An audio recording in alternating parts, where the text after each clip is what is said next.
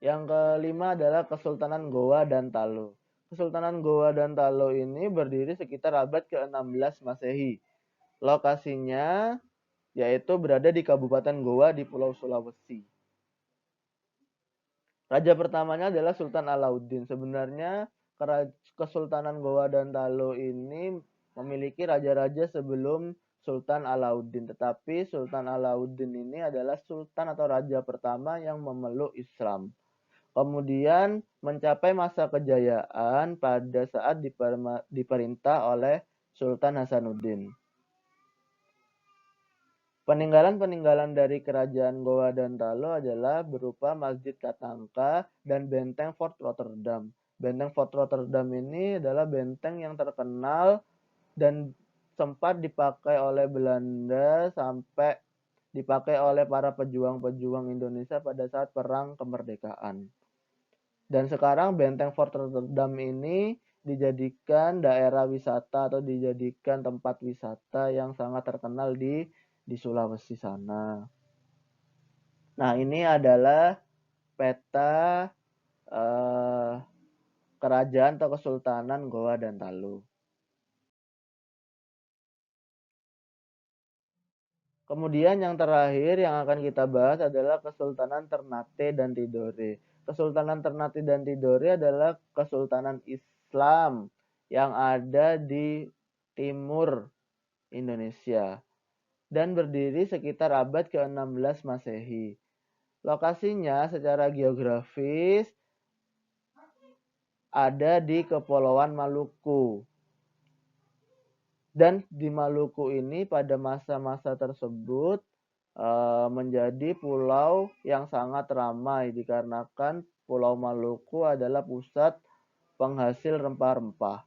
Sampai dijuluki oleh orang-orang barat sebagai Spicy Island atau daerah yang penghasil rempah-rempah penting pada saat itu. Nah, raja termasuk kerajaan Ternate adalah Sultan Babullah. Sedangkan raja termasuk kerajaan Tidore adalah Sultan Nuku.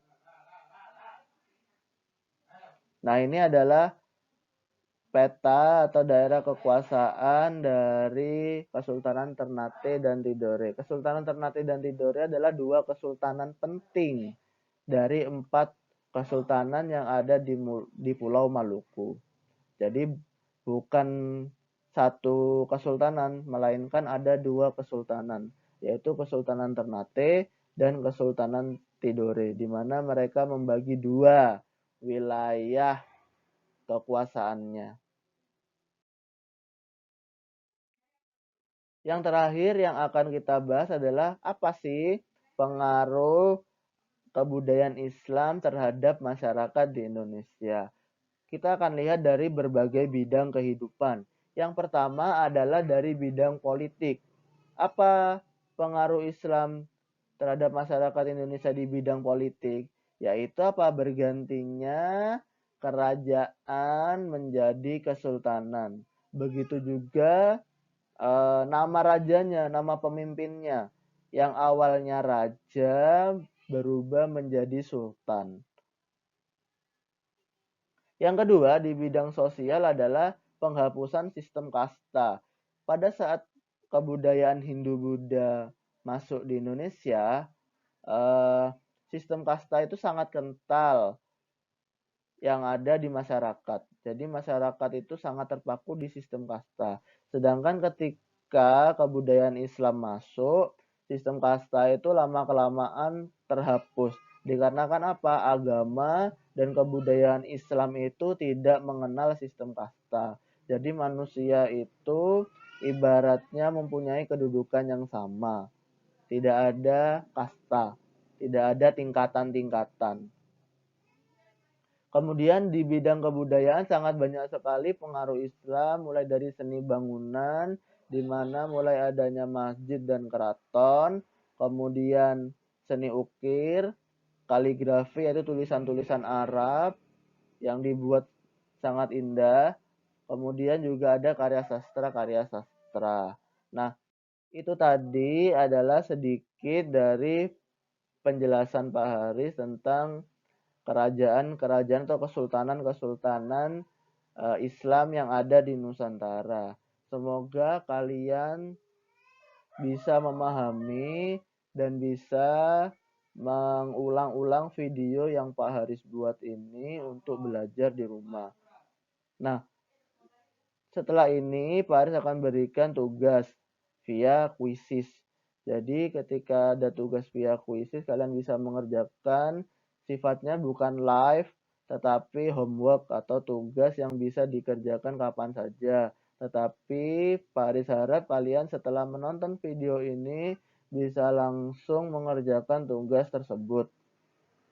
Nah, kodenya nanti akan Pak Haris sampaikan atau lampirkan di luar dari video ini. Nah, yang pasti kalian akan sama seperti tugas-tugas via kuisis lainnya, yaitu kalian masuk kuisis kemudian masukkan kode game. Kemudian minggu depan atau pertemuan selanjutnya PHP 7 yang sedianya akan dilaksanakan hari Rabu ini sengaja Pak Haris tunda supaya kalian bisa belajar lewat video ini. Dan PHP 7-nya dilaksanakan pada hari Rabu 13 Mei 2020. Jangan lupa belajar, tetap jaga kesehatan, tetap di rumah, jangan lupa olahraga, makan makanan yang cukup bergizi,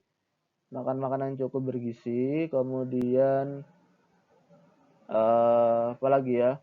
Kemudian jangan lupa belajar, jangan bosan, walaupun Pak Haris yakin kalian di rumah itu bosan, tugasnya itu saja, jenuh, pengen masuk, pengen ketemu teman-teman, tapi kita semua harus berdoa supaya pandemi ini cepat berakhir dan kita dapat bertemu kembali di sekolah kita tercinta, belajar bersama, berkembang bersama,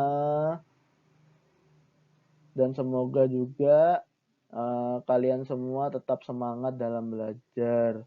Nah, silakan bagi yang belum jelas bisa bertanya pada kolom komentar. Dan mohon maaf apabila Pak Ari dalam menerangkan tidak lancar karena sudah lama juga tidak berinteraksi bertatap muka. Jadi agak sedikit kaku tenggorokannya. Udah itu saja dari Pak Haris. Semangat belajar, selamat pagi, dadah semua.